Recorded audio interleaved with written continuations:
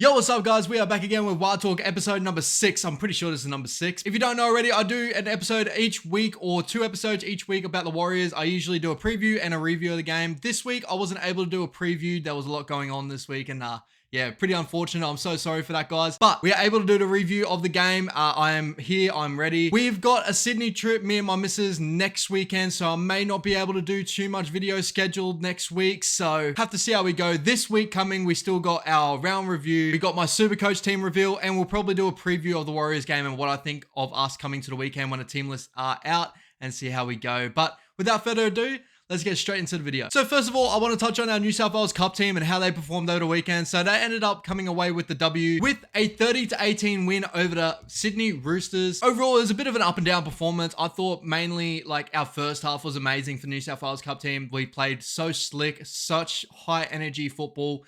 Ronald Volkman got involved quite a bit in this game. He was definitely my main watch in this one. I really wanted to see how he goes and how Valia goes.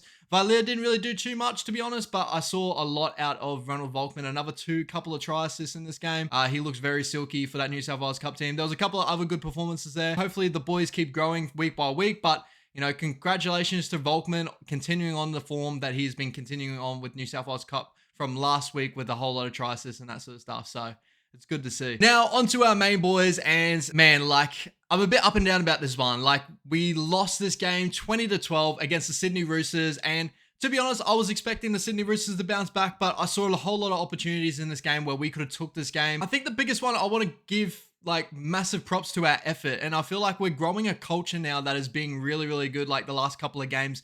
Defensively, our desperation defense is on point at the moment. I don't want to talk too soon. I hope we continue this throughout the season, but it really excites me to see the boys really put 110% effort there, especially big players like CURRAN coming on because Jackson Ford came off within the first like 5 minutes of the game. I think it was his first run or something in the game where he came off with a HIA. Pretty unfortunate we didn't get the penalty there, especially when you thought a little bit later on in the game, a very similar thing happened and we were going to get ball back of a knock on.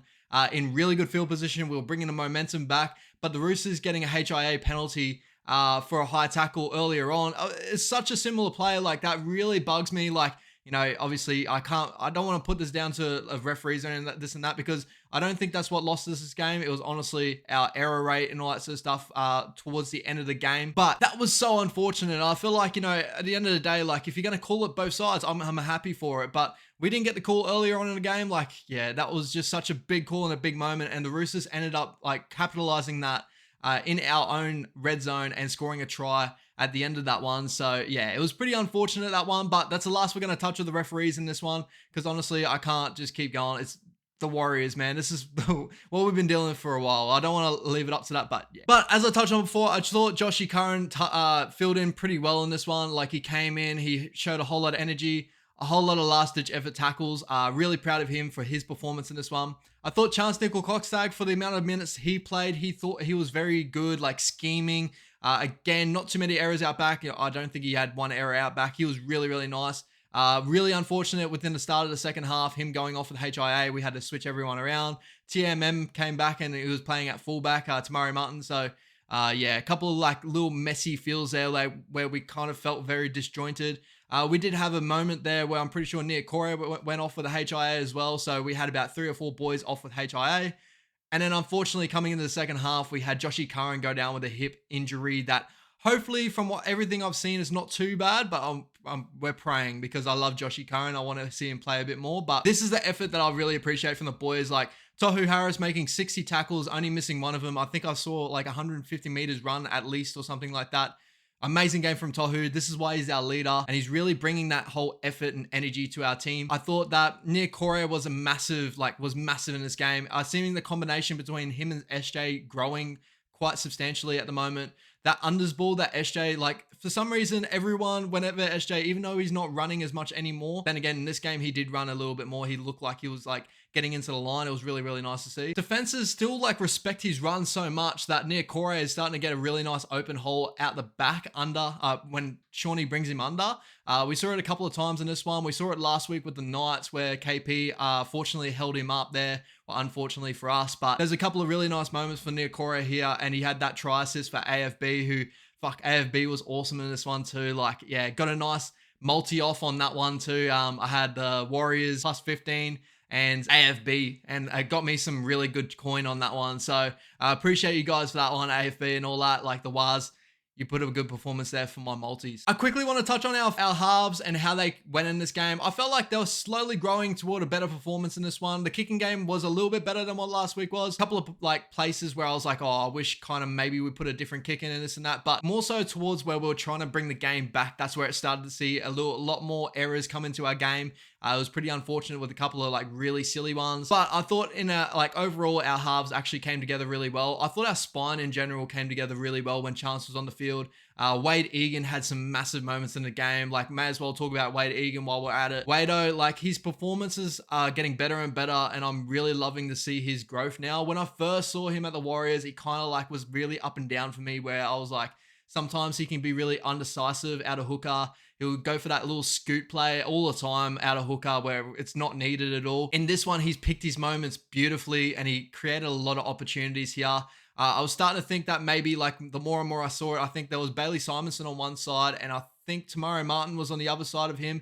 If you put a kick in for Tamari, maybe he could have got there and that could have happened. But coming off the back of that, when Bailey Simonson got tackled by Teddy, great work from Teddy to get back there. We lacked that just finishing touch there, and I think still Walks kind of could, like, I think Walker would even agree with us that this wasn't his best game. He had a lot of big missed opportunities here. Pretty sure in this one he ended up dropping the ball. It was a really slack pass out back. There was a play where he dummy scooted out of nowhere and just wasn't on. Yeah, just had a couple of key errors in this one it was really unfortunate. But knowing Dylan Walker and the energy he brought for the team, I can't hold it against him. Like, he's got a whole lot of energy and I really like the way we're playing with him at the moment. Unfortunately, like, I don't really want to see him out of hooker too much. Like, when Egan comes off, I don't want to see him in hooker. Like, I don't know what it is. I just don't like Dylan Walker in hooker. I really like him in the forwards, running at 13 or something like that, off the bench and bringing that energy. That's the way I like to see Walker play. But yeah, obviously the biggest disappointment in this game is the errors and the key errors in key positions, where obviously the big one too was the Kossi one, where Kossi got tackled pretty close to the line. It was a nice little out back play where Kossi got tackled on. And no one got to play the ball. Like, that's just classic Warriors. Like, you know, when you watch it, you're just like, get with it. Like, I don't want us to be that team, but unfortunately that just happens. And it happens with some teams, especially watching over the weekend. You know, there's a lot of like up and down performances and key moments. And I do believe that in time we will grow to actually finding that performances and really winning a couple of games here. I'm actually really hopeful. Like, I feel like there's a lot to take out of these games that are very, very positive. Even though we come away with the loss against the Roosters, I want to put it like, it's the Roosters off a bounce back at home. Even though they weren't perfect, they had a lot of errors. Brendan Smith going off with with a rib injury and all that sort of stuff. Teddy wasn't perfect. Suoli'i missed a couple of opportunities, but we missed a whole lot of opportunities too. So I felt like this was a pretty even match game, to be honest.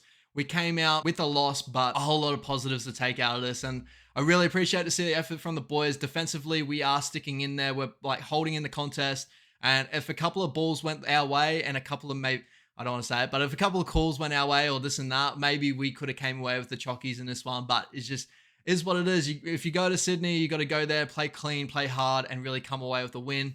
We weren't able to do that. So hopefully now we can regroup. We got the Cowboys this week, which is another really tough game, especially they are looking for the bounce back of losing to the Broncos this week, where I didn't think they played horrendous. I just thought the Broncos played fucking outstanding. Reece Walsh is looking amazing. We got to really stick it up to the Cowboys at the moment, where they're not looking flat, but I felt like there is opportunities there. So hopefully we can go up to North Queensland, take a nice little win. If not, bring a whole lot of effort and then bring it back home. I'm pretty sure we got a home game after that. So we are actually performing really nicely. We're bonding really nicely. You can see it on the football field. Mitch Barnett, all those sort of boys are really bonding at the moment. So it's really good to see. Hopefully the boys continue it. Hopefully we continue this up trajectory. Hopefully we get a couple more wins towards the end of the season. Thank you so much, guys, for everyone that tunes in. Appreciate every single one of you guys. Take it easy. Peace out.